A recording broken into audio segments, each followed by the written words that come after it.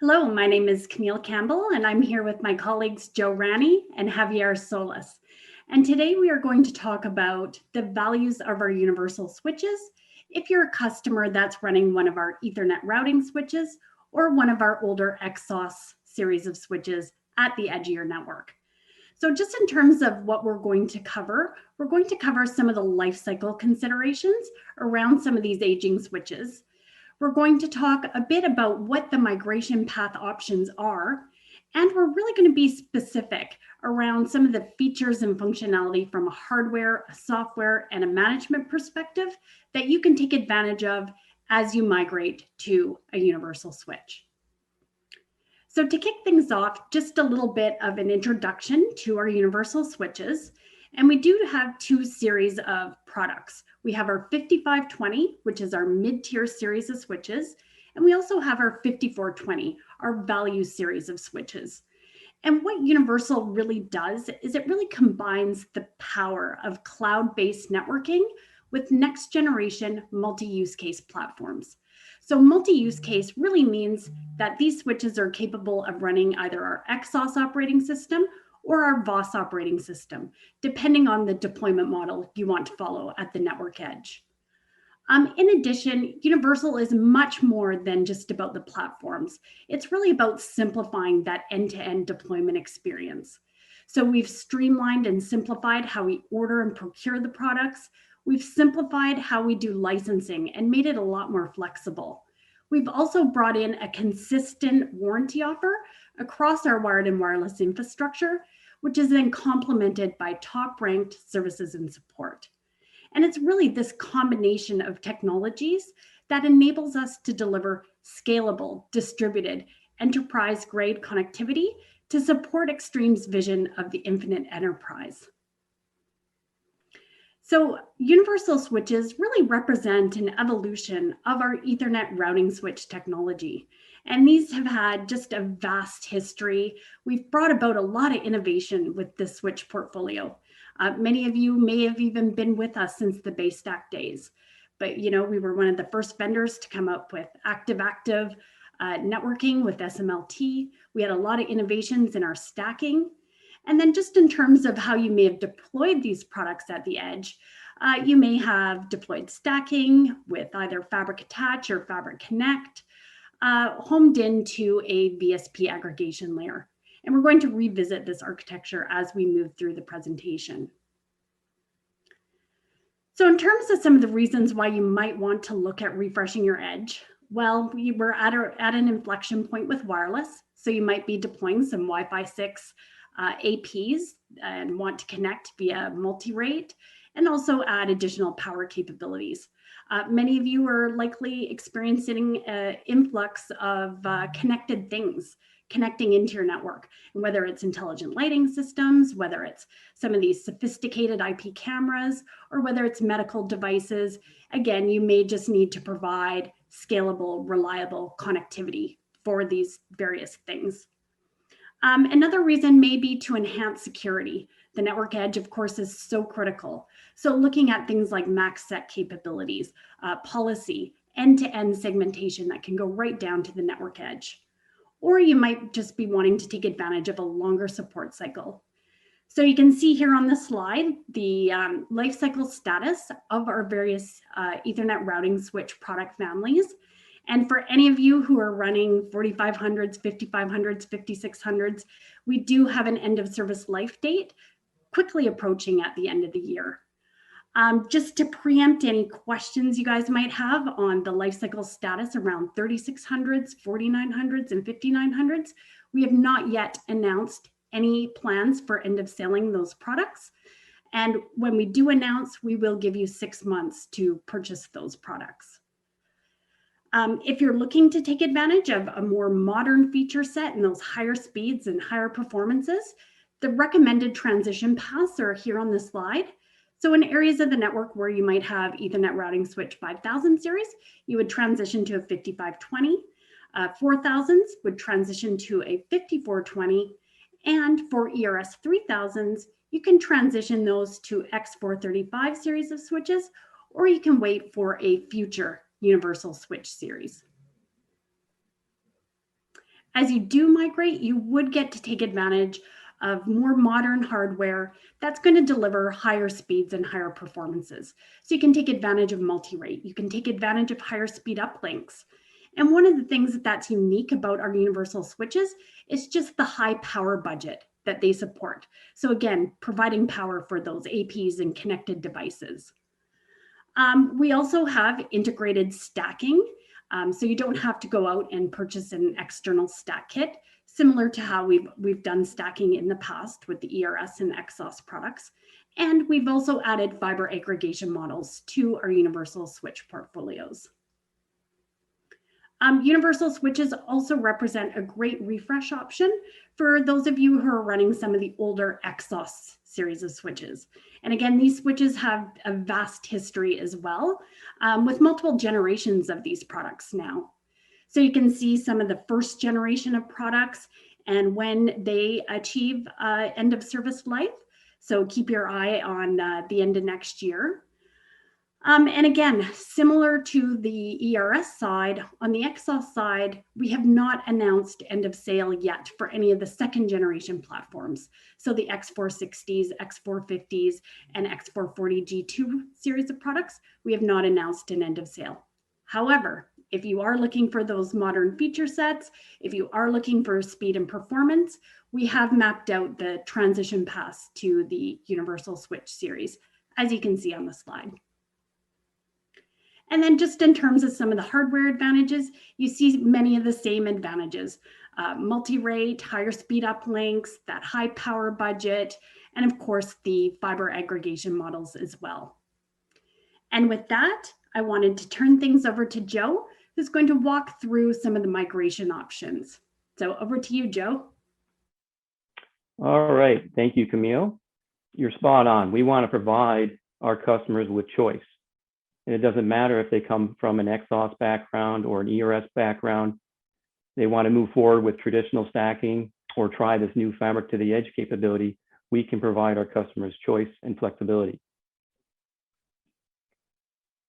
The name of the game is automation.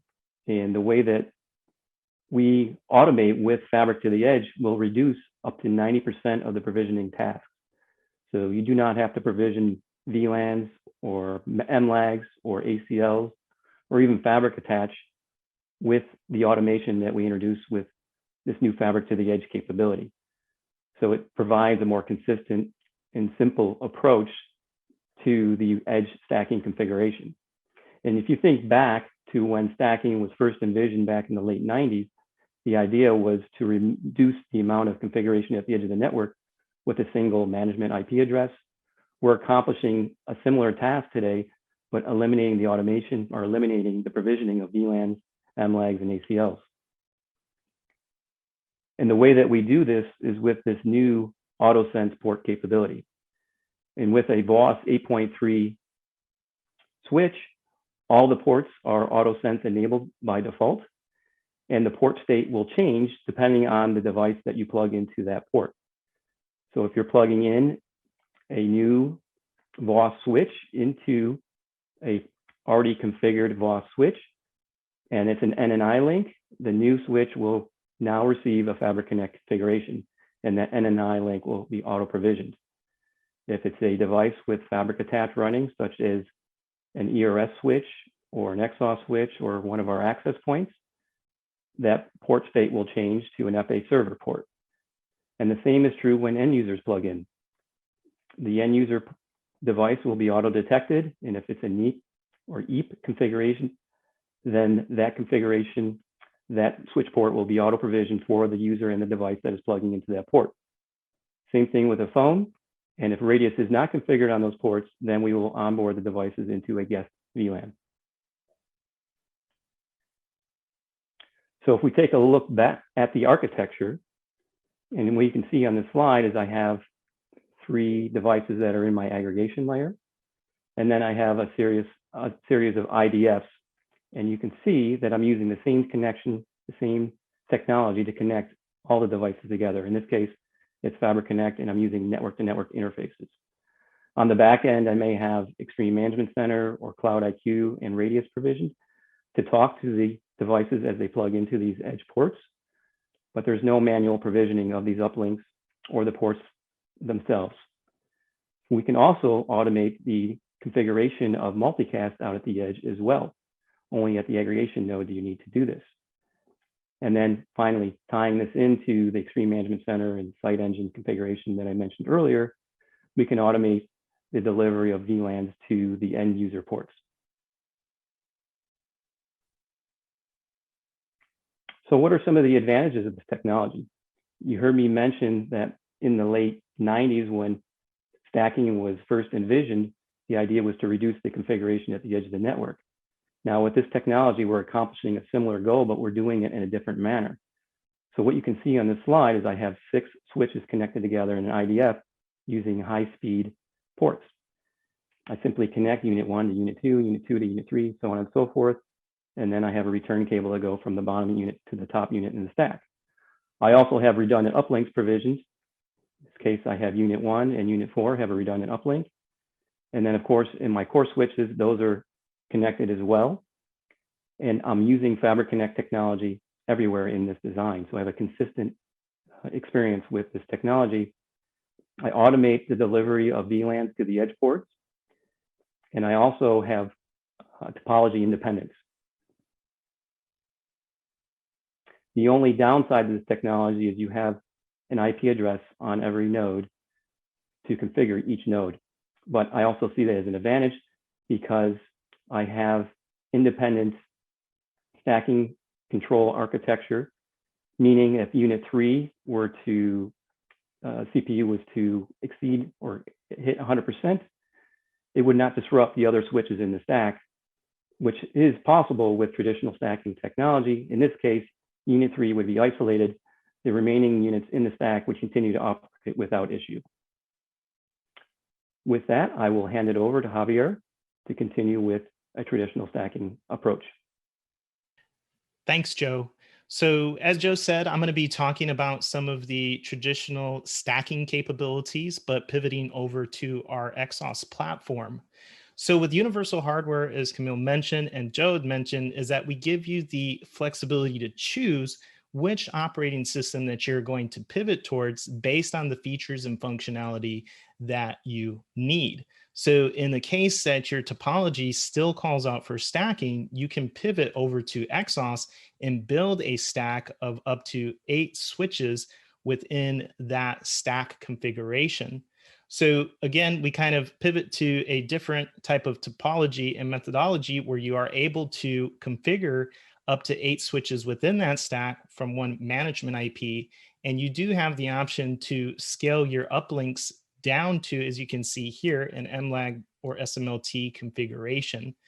We also offer comprehensive policy configuration that gives us the ability to provide additional control mechanisms around the devices that are attached to our Exos switches and or stacks, which we'll be going over.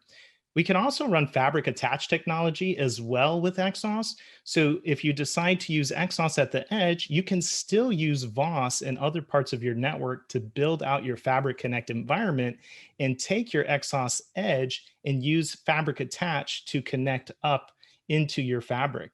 And then we also offer some multimedia synchronization feature sets as well within Exos. So let's just take a quick look of how Exos can help you build out advanced access controls using what we call Exos One Policy.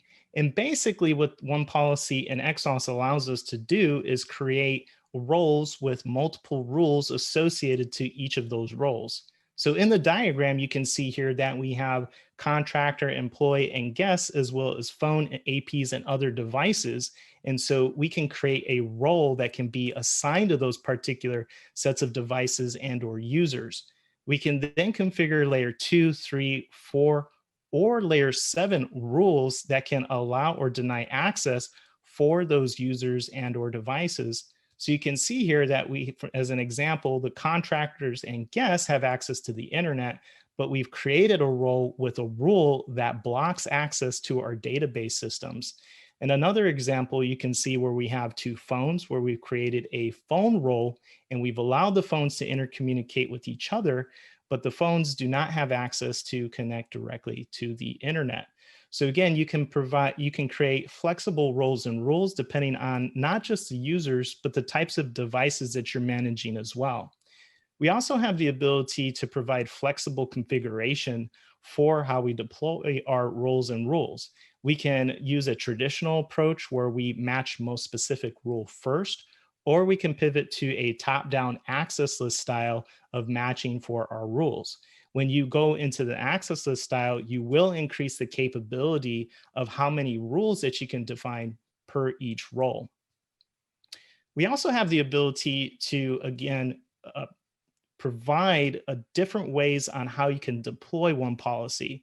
So one way is simply just once you create your roles and your rules, you can statically assign that role to a switch port. So as your devices are connected, and if you have limited access to your networking closets, then you can keep a static assigned role. However, we also do support the ability to dynamically assign the roles when you combine the solution with our extreme networks access control solutions via 802.1x and MAC authentication. So moving on. So we did want to touch on some of the additional capabilities that we have with our universal switches, running Exos and automating part of the stack.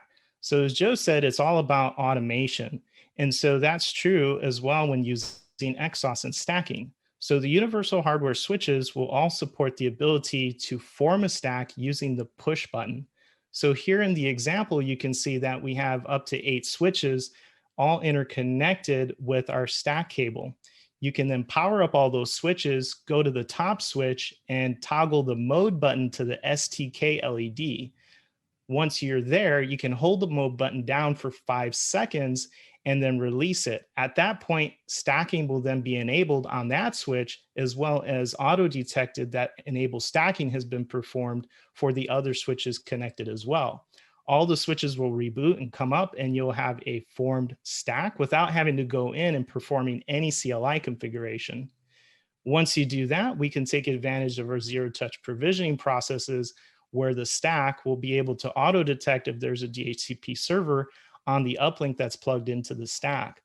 Once we do that, we can then onboard our stack to Extreme Cloud IQ and or Extreme Cloud IQ site engine.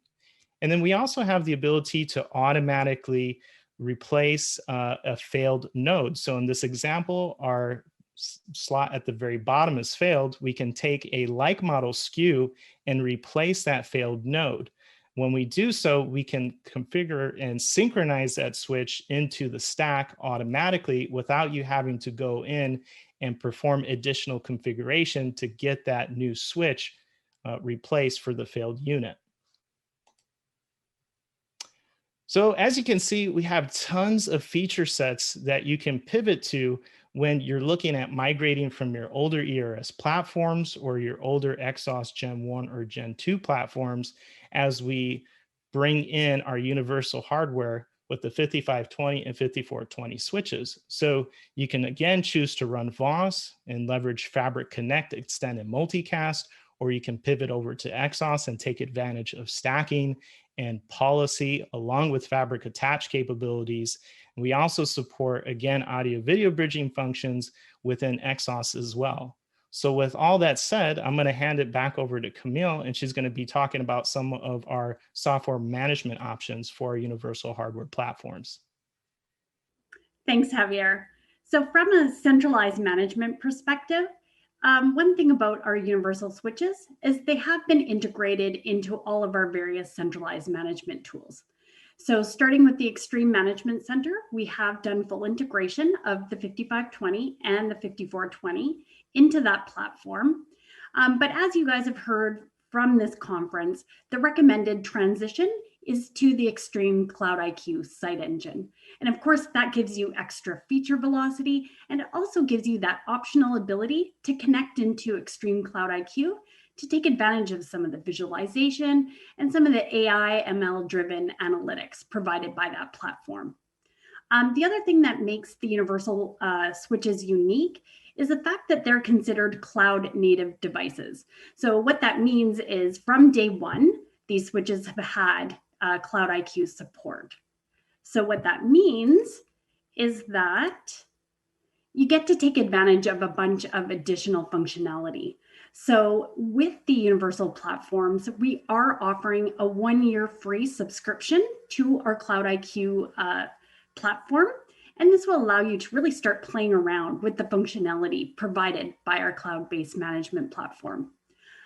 In addition, I mentioned at the beginning of the presentation that we've done a lot to simplify and provide added flexibility with how we do Switch OS feature licenses. So we have unified our Switch licenses across Exos and BOSS. And more importantly, to activate those licenses, you can do that very easily through Extreme Cloud IQ. And we're also offering license portability through Extreme Cloud IQ as well. So you can transfer a Premier license from one switch to another within the Universal family. And then the other major advantage of the Universal platforms is our warranty offer. So in addition to hardware RMAs for the lifetime of the product, we're also offering lifetime software updates and upgrades as well. And then finally, the last thing I wanted to point out on this slide is for any of you running Ethernet routing switches today, and if you're taking advantage of the Enterprise Device Manager, that does also carry forward to the universal platforms with the BOSS operating system enabled.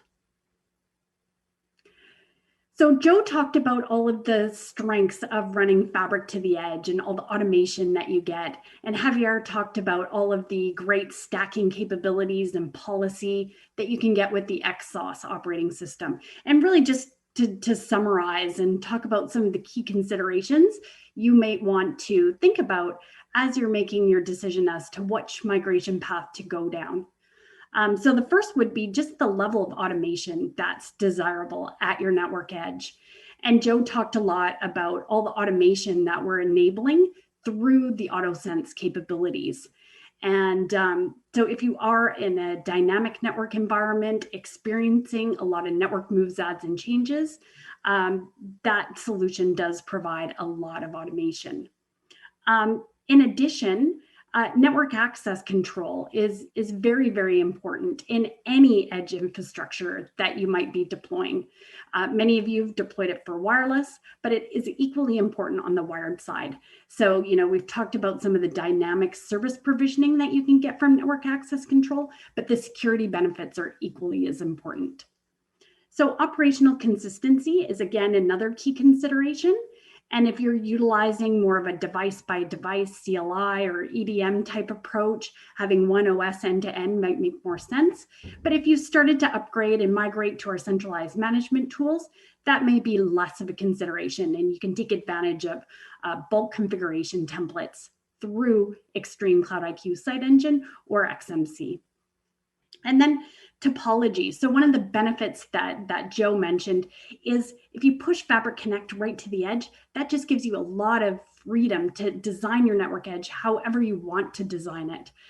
You have that complete flexibility from a physical topology perspective. Scale is another thing to think about. Many of you, as you push Fabric Connect right to the edge, might be worried about some of the scaling limitations with Fabric Connect and going past that 500 node limitation. And what I would say here is please do check out Roger Lapou's multi-area presentation.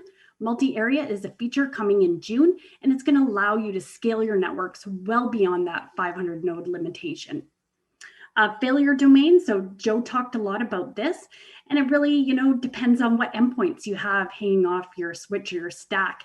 And, having a Fabric edge, managing each switch independently can limit the failure domain.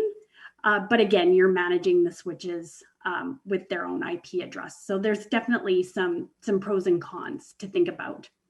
And then, of course, the level of sophistication that you're looking at from a policy perspective.